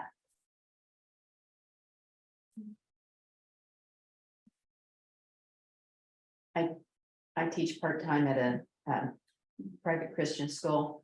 And, well, I say private, it's a Christian school. And we're getting, the public school kids that we're getting are due to challenges from COVID. And so they think that they'll do better with a smaller class and more direct teaching. I think we're seeing that in alternative ed also. We're seeing more referrals to the Pathways program. And some of that is just, I am a junior and I need 22 credits, but I don't want to go back to the high school because it's going to take me 4 full years. And if we do it through alternative ed, we can do some credit recovery with them and they can get done in, let's hope 3 years, but no guarantees. And maybe is this an opposite of what the problem we were talking about earlier is? They're aware that there are more options. So if they realize traditional high school's not doing it for me, I have all these other options because my son's sophomore and hey, will you homeschool me? Because all you got to do is do class online. No, because you can't do class online, but like now that he's aware that there's other options, he's trying to explore those options. So I wonder if maybe we talk about there's so much and it's so overwhelming. Well, for them, they're just seeing there's another way and it's what they've been doing has not been great for them. So they're willing to try something different. I think that it's very possible. Do we think people coming back, this probably isn't the appropriate one to that, it's kind of asking, but in regards to that age, is there more bullying as people have come back from COVID? To where people don't want to go to school? I think that could also be. I also think there are students that feel like I don't belong here anymore. And that might be the best way to say it. Yeah. I just don't belong here anymore. And whether it is actually that someone is doing something to them or that they just don't feel like they belong there anymore. And there are just other options for people that may not feel like they belong in a classroom setting. Other classrooms that they can go to and feel like there's people here that look like me, act like me, talk like me. I think anxiety is very high right now too, especially after COVID. And younger generations experiencing high levels of anxiety.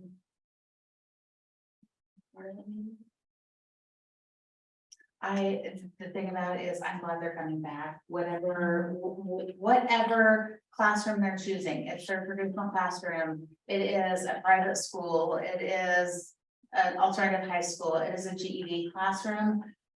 I commend them for taking the step to come back because those are not always easy steps to take.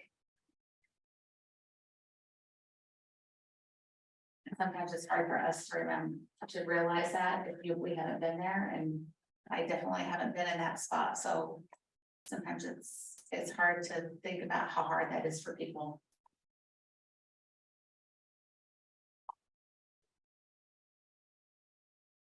Now someone's gonna have to lift this crowd back up. because I-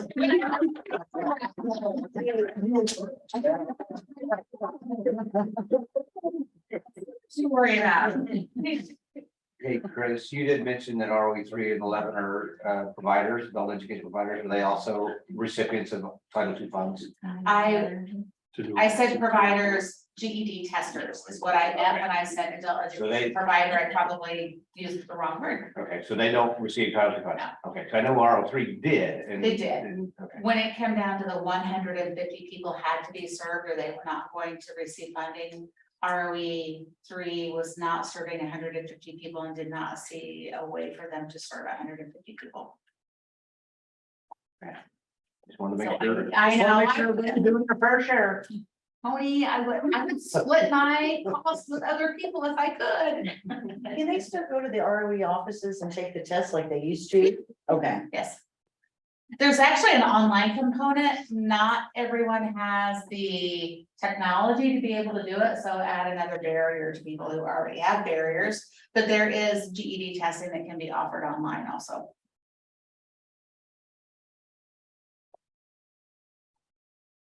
What's your next?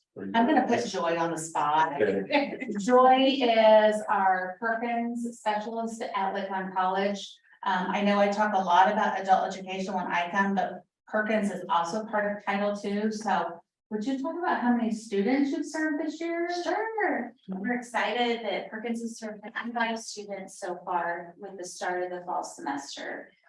We've expended $20,600 on books, supplies, all kinds of good things from scrubs to learning supplies. We've had 3 successful referrals to SEPs, which was so exciting, especially for our dental hygiene students. It's very expensive with the kids. And while Perkins can assist somewhat, SEPs is able to do so much more. And we're trying to strengthen the case management approach with Perkins. So connection to the wraparound support and resources. So it's been nice to kind of start to connect the dots. I've only been in this position since the end of January, so I learn something new every day, but we served 37 students total last year. So we were really happy with the increase we've had. Counseling services has been really great about referring. We have a new software system on campus, Navigate. Jennifer Melton was able to incorporate the Perkins application so that when someone's concerned about a student and wants to go ahead and refer them to Perkins, it contacts me through Navigate, but the student automatically receives that digital application. And just a brief verbiage about the program and the support, but then I'm able to reach out to the student and follow up. So that's exciting too. We've had our technology students start to get involved. We've always had strong support with allied health and with business with cosmetology. Now we're starting to see some technology and ag students come on board too. So it's fun to kind of diversify a little bit more and work with more students. Any questions? How many did you say? 55 this year that we've served so far, and 37 last year. Our goal was 50 for this year. So we've already exceeded that goal, but we do still have funds remaining for spring semester as well. Great. Yeah.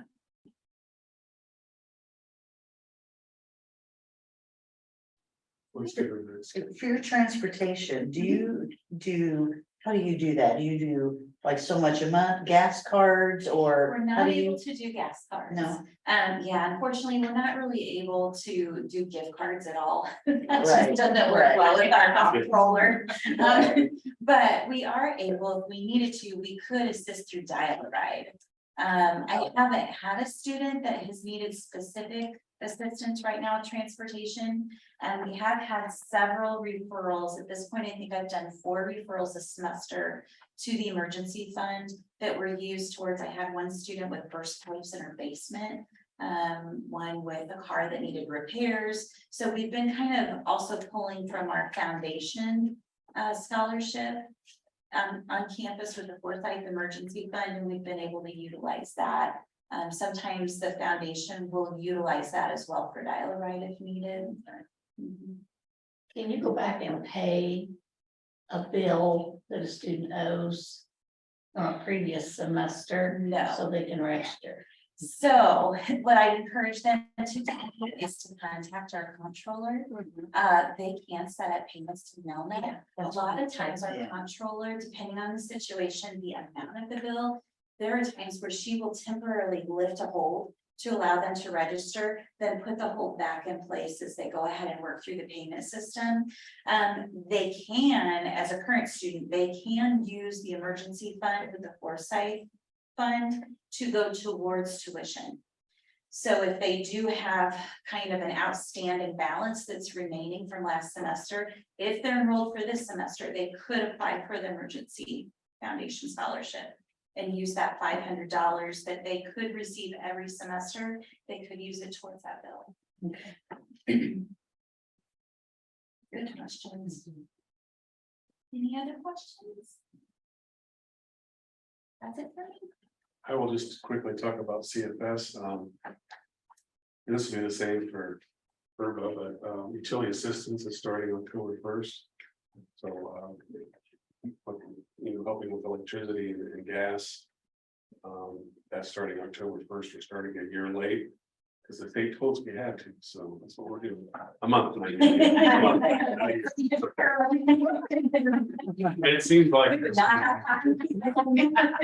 So that's starting, and then Effingham in July 5th, we started a bus route in the city of Effingham, that was started, and it's going, it's every month we're increasing our ridership. Still needs to be utilized more, but we got 14 different stops in the city of Effingham. We're doing a bus stop Monday through Friday from 8 to 4. If it goes well, we'll try to add another route. We're gonna try to have 2 routes going, but we're just gonna see if the first route's going. And then I do have some good news. We found out today that our Head Start program just received a grant from the state of Illinois through the Illinois State Board of Education for a 0-3 program, center-based. That will be able to help low-income families that are working. Basically, it's going to be free childcare for them. So in Effingham and then in Montgomery County. I think we're doing 20 slots in Effingham and 12 in Montgomery County. We just found out today, so I have no idea how long it's going to take us to get going. But probably 3-4 months. We have to hire staff, and you know how long that takes to get. So we're excited about the opportunity. We know there's a need. We have 2 classrooms available at our Head Start Center here in Effingham, so we utilize them. But we're gonna have an infant room and then a toddler room. And we'll just be able to serve 0-3, but that's gonna help a lot of working families that can't afford those services. So we knew there was a need and get a chance to apply for it. And we were luckily awarded. I don't know any more details. I just got an email today. So Will this just be during the school year or summer too? it's full year. Awesome. Yeah. That's something you have to keep applying for? Excuse me. You have to keep applying for that? It's a 2-year grant. Okay. So I'm hoping, yes, we'll get it. We'll keep getting it, but Yeah. Or do you? Just need enough the time to get it up and going. Or do you need for the president? Oh, yeah. yeah. So the theory would be after they got turned 3, then they would go into Head Start. Right. And they would have, that till they're, when it's a kindergarten. So so we're excited about it and happy to help with shortage of child care options for low-income individuals. I know it's only just a little tiny piece, but it's the start. So that childcare will be provided right there at the center. Yep. Oh, you're gonna be over there with them babies, aren't you? Those babies. I go to work to get away from kids. I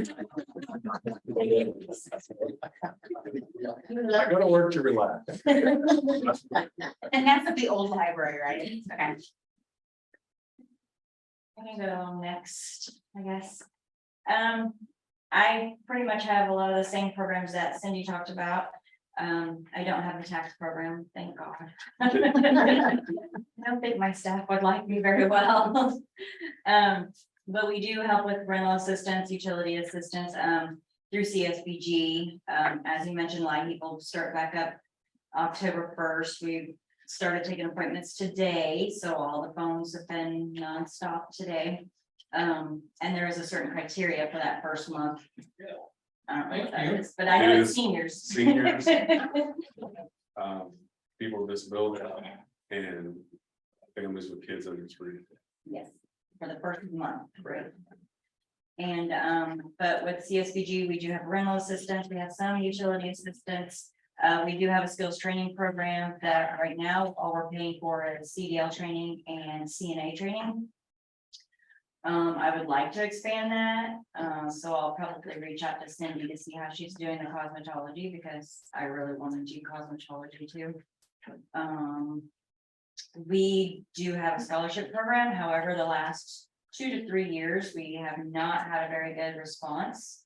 We're having the same problem. Oh, it's horrible. I mean, who doesn't want to? I don't understand that at I all. don't either. I'm like always on them, like, you need to do, outreach, because we only had, I think we had 7 applications this year and only 4 were approved. So, yeah, that's disappointing. That's the lowest we've had in years. When does the scholarship come due? So we do it for the fall semester, so we start taking applications April 1st. And then we'll end usually mid-June. We're about the same way too. And Well, so if you then let it each- out on April 1st, maybe they think it's a trick. I don't know, but you would think that, like, because they're supposed to do outreach at all the high schools and stuff, and so. I don't know when the high schools do their, assisting the seniors with applications, but I would think April would be plenty of time, I think so. unless you have a better idea. They kind of work on the FAFSAs in February, I think. Do they? So then they would know by April whether they're getting those, right? Many students might. No. We tell WIOA people that aren't enrolled in our program about them, and we have a terrible time getting to apply. Yeah. And then most of them are gonna be eligible. Is it It's is just- it a hard application or like an essay or something? Yeah, you write one. I mean, you It's- write one page, you get a references. Yeah, Yeah, I think a lot of times they just don't want to go through the process of doing Yeah. it. Because we told a lot of our customers to apply. yeah. Is there a way I could get a flyer or something as it approaches? Because I'll push my Perkins beeps. I will. Yeah. All right. Sit down with them while they fill out the application. Yeah, I mean, and I think that's what people need. And then this year that we did have, well, we only had 1 person that was over income, but then the rest, they don't want to take full-time classes. And you have to be enrolled full-time, which isn't very many hours, but. Because one even just had to get 2 more credit hours. They didn't want to. So, And you have to be enrolled in college and Illinois. yes, and then Illinois College. Which isn't necessarily, we haven't really had, I think in We've the had past few years, really, each- in the last few years, we've only had that, I think, once. But yeah. So it's disappointing because. I mean, the recipients aren't happy because they got more money this time. So is it just whatever lump sum of money you have and you divide among, okay, so it can be, it's a very dollar amount they would receive. Yeah, so the She's poor gonna get recipients some are very happy this year. What else? We do have the extracurricular youth program that we help with summer camps, church camp, well, not church camp, 4-H. You probably can't help church. Yeah. I think I say that all the time because I went to church. camp.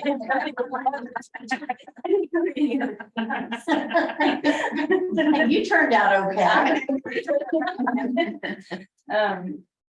And yeah, I think that's pretty much what we've got going on. As the year is ending, I think we're getting more rent applicants because while I was here, I've got 3 people that's already asking for rent, so I know there is still a need. We had slowed down quite a bit. I don't know if you guys remember, but we had slowed down quite a bit, but.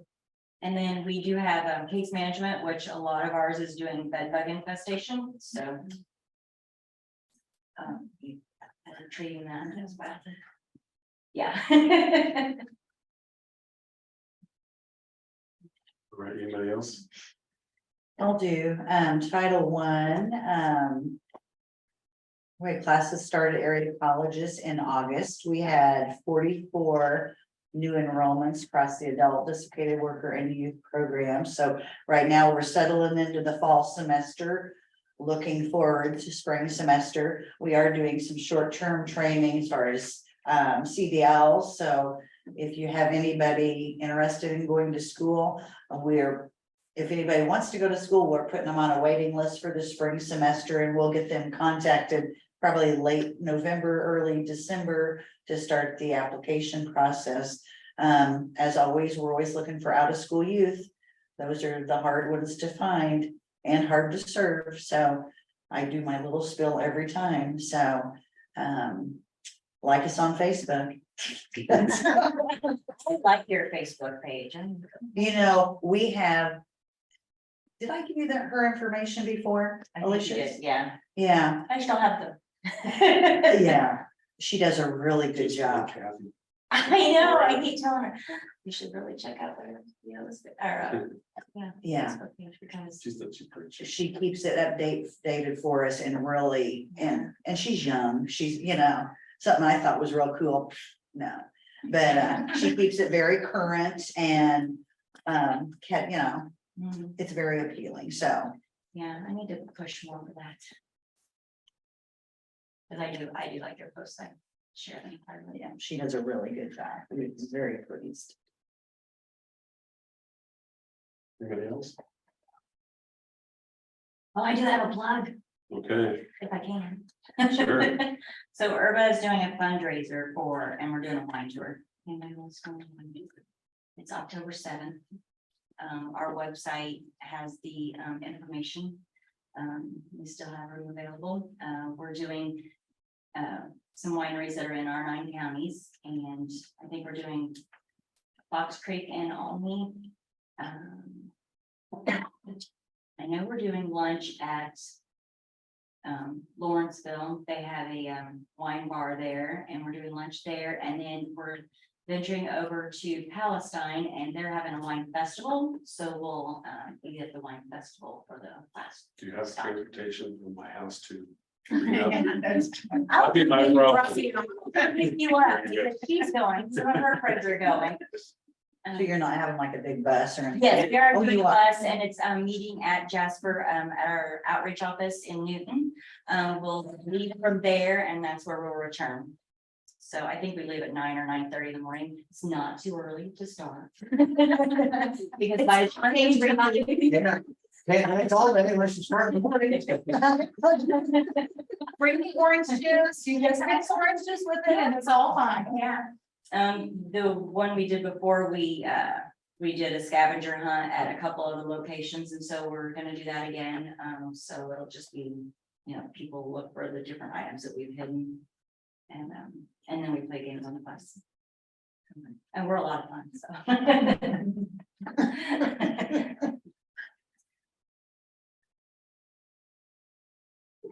Well, I think that's what we have for partner reports. Any old business or new business? Any public comment? This is the first time we added the agency training, and I think it went well, and I'm hoping we'll continue that each quarter. The more information we can provide in each other, I think we're best. So we can learn about what we all do. So with that, I'll just have a motion to adjourn. So moved. I'll second. All those in favor say aye. Bye. Those opposed say the same. Motion carried. Thank you. All right, I am stopping the recording, and those of you who are I'm gonna move down there. joining